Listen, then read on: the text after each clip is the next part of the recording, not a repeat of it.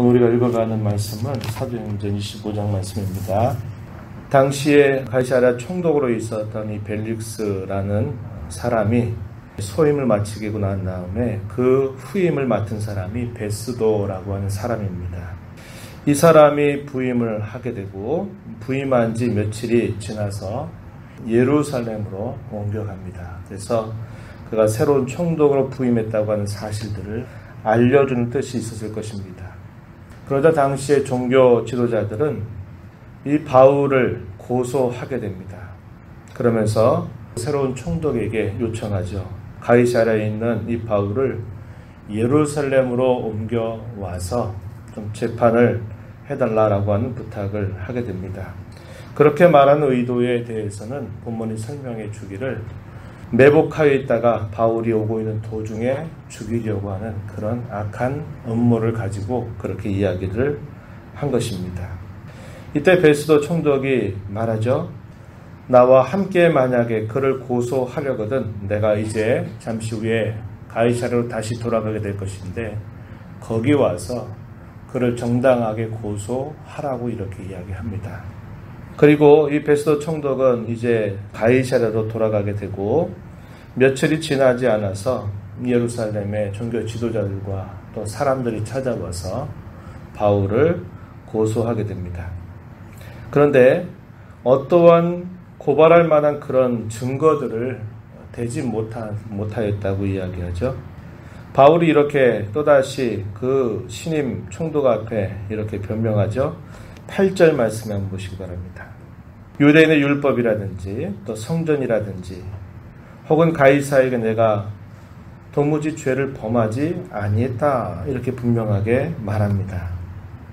그때 이 베스도는 유대인들의 마음을 얻고자 하는 마음을 가지고 내가 혹시 예루살렘으로 올라가서 그 사람들 앞에서 시문을 받겠느냐라고 묻습니다. 바울은 그 의도를 다 알고 있는 것이죠. 그래서 그는 분명하게 말합니다. 나는 예루살렘으로 가지 않겠다는 것이죠. 나는 가이사에게 상소하겠다라고 이야기를 하게 됩니다. 10절 보세요. 내가 가이사의 재판 자리 앞에 섰으니 마땅히 거기서 신문을 받을 것이라 이렇게 말합니다. 그리고 11절 끝에 가서 보면 뭐라고 말하느냐 내가 가이사께 상소하노라 이렇게 말해서 이제 바울 사도는 로마로 향하게 되는 계기를 마련하게 되는 겁니다. 오늘날로 말하면 최고의 재판자입니다. 대법원의 판결 정도로 생각하면 될 것입니다. 당시 이 로마의 재판법은 굉장히 체계가 잘 잡혀있는 그런 법이었어요. 그래서 베스도가 소개를 하지만 분명한 죄목이 정해지지도 않은 상태에서 어떤 것을 판결하는 일들에 대해서는 그것은 불의한 일이다 이렇게 생각을 했던 것입니다. 바울은 자기를 죽이려고 하는 그 유대인들의 관계, 그들의 살인 모의를 알고 있었기 때문에 자신이 더 이상 예루살렘으로 갈 필요가 없었던 겁니다. 그래서 그는 최고의 권리를 행사하게 되는 것이죠. 로마의 시민권을 가지고 있는 사람으로서 가이사에게 상소하노라 하면은 그 어느 누구도 그를 어떻게 할 수 없는 겁니다. 반드시 가이사 앞에 세워야만 했던 것이죠.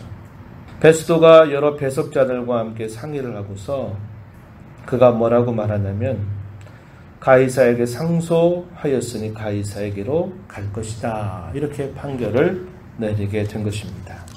이제 이렇게 판결을 내리게 되면 가이사에게 이제 그에 대한 대략적인 정보를 전달해 주어야 되는 것이죠. 그래서 어떠한 내용들을 가지고서 이 바울을 가이사에게로 보낼 것인가 하는 것들을 준비해서 이제 가이사로 향하게 했던 것입니다. 그 사이에 누가 이 가이사라로 방문을 하게 되냐면 당시에 유대 총독이었던 아그리파 2세가 그의 여동생이었던 버니게를 데리고서 가이사랴로 문안을 오게 됩니다. 아마도 새로운 그 총독이 부임하게 됐을 때 그것을 한편으로는 축하하면서 그와 함께 좋은 관계를 맺기 위한 뜻이 있었을 것입니다. 그때에 이 베스도가 아그리파 왕에게 바울이라고 하는 사람이 있는데 그 사람에 대한 이야기를 이 왕에게 전달하는 것이죠. 14절로부터 쭉 소개가 됩니다. 한 사람을 구류하여 두었는데 예루살렘에 있을 때 많은 사람들이 그를 정죄하여 고소하기를 청해가지고 그 이야기를 들어보는데 로마법에 의해서 어떻게 할 수 없는 그런 상황이었고 또 그들이 와서 이야기하는 그 모든 내용들을 들어보니까 어떤 악행이라든지 어떤 혐의가 될 만한 것은 아무것도 제시하지 못했다고 이야기합니다. 오직 유대인 자기들의 종교 그리고 예수라고 하는 사람이 죽었다가 살아났다라고 말하는 그것 외에 그에 관한 문제로 고발하는 것 외에 어떤 혐의도 발견할 수 없었다고 이야기를 합니다. 그래서 이 아그리빠 왕에게 내가 좀 자문을 얻고 싶다 이런 이야기를 하게 되죠.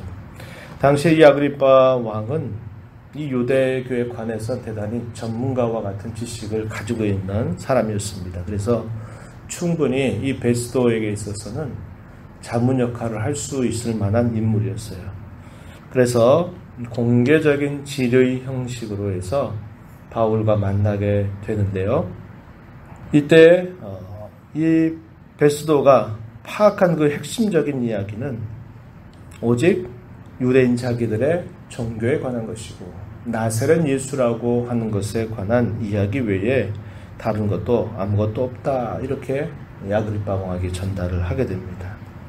그리고 바울은 가이사에게 상소를 하고 있는 상태이기 때문에 이제 황제 앞에 서야 될 것이고 또 그 황제 앞에 서게 될 때에 어떤 필요한 자료들을 준비해야 된다라고 해서 이것을 묻는다 이렇게 이야기한 것입니다.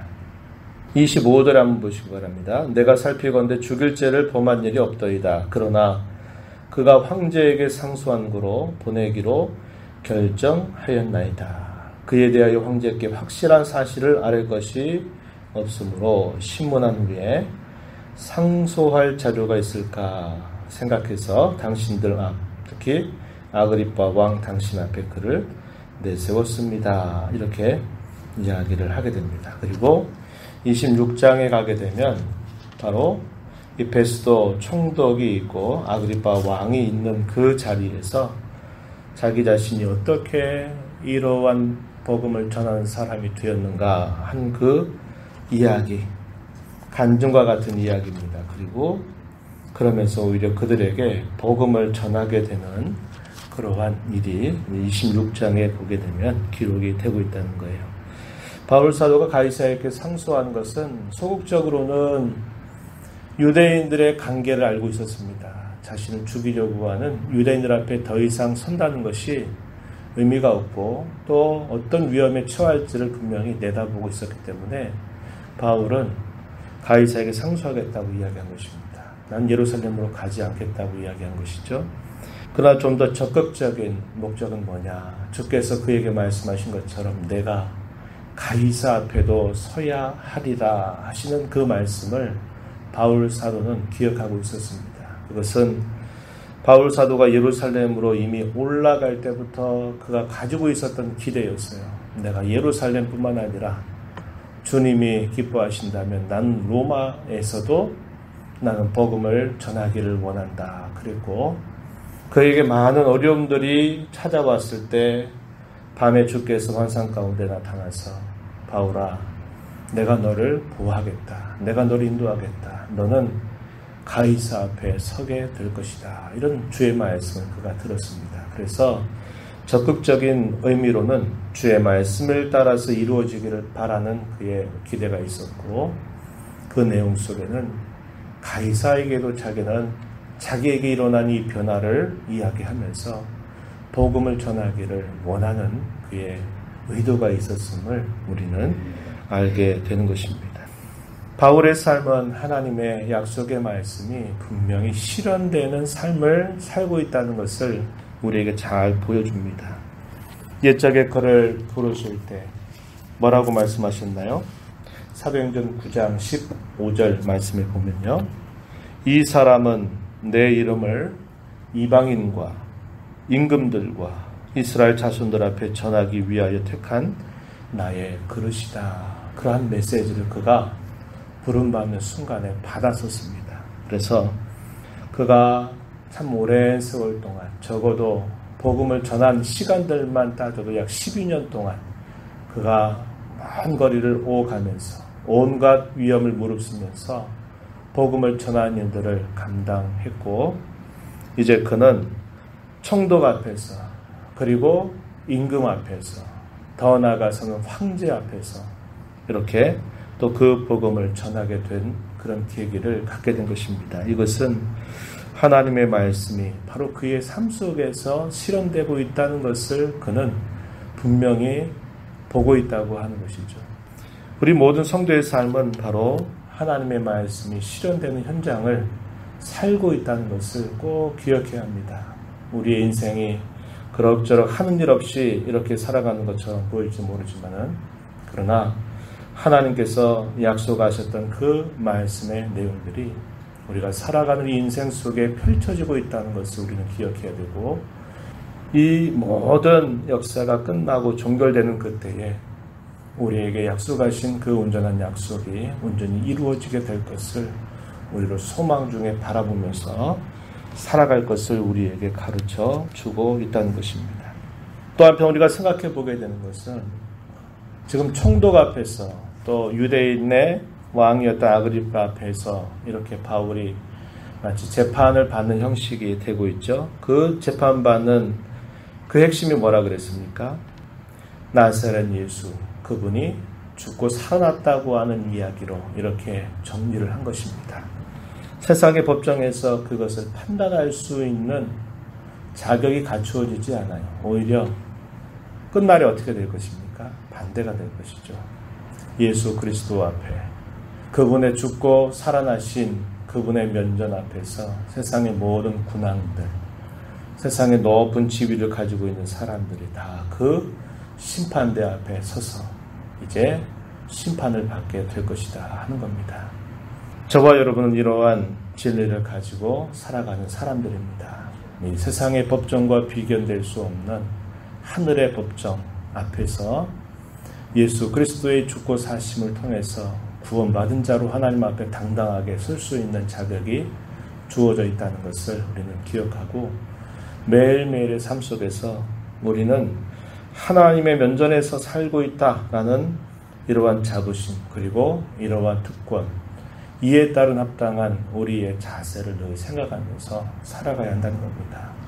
세상 사람들의 보기에 어떠할까를 따라 살아가는 게 아니라 우리의 의로우신 주님이 보시기 어떠할까를 늘 우리가 생각하면서 매일매일을 하나님 앞에 살아가는 그런 신앙의 자세를 우리 마음에 깊이 되새기며 힘써가는 복된 삶이 되기를 바랍니다. 하나님 아버지 감사합니다.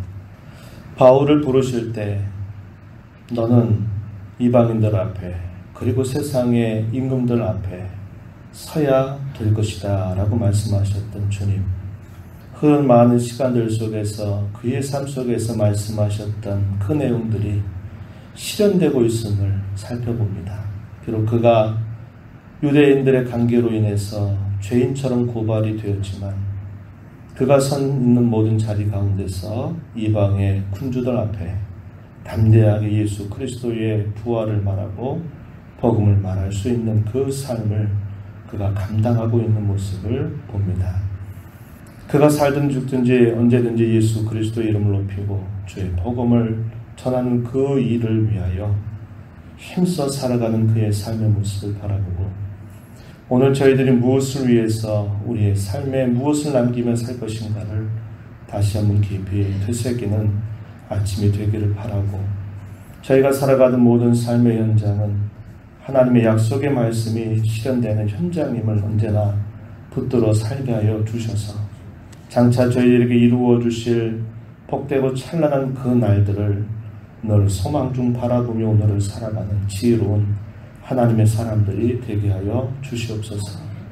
세상의 모든 군왕들, 모든 지위를 가지고 있는 사람들이 의로우신 재판장 되신 주님 앞에 서게 될 것을 우리가 기억하고, 그 앞에서 의연하게 설 수 있는 은혜를 받은 저희들, 오늘을 살아가면서도 그 하나님의 면전에서 주님 앞에서 살아가는 복된 삶이 되도록 인도하여 주시옵소서.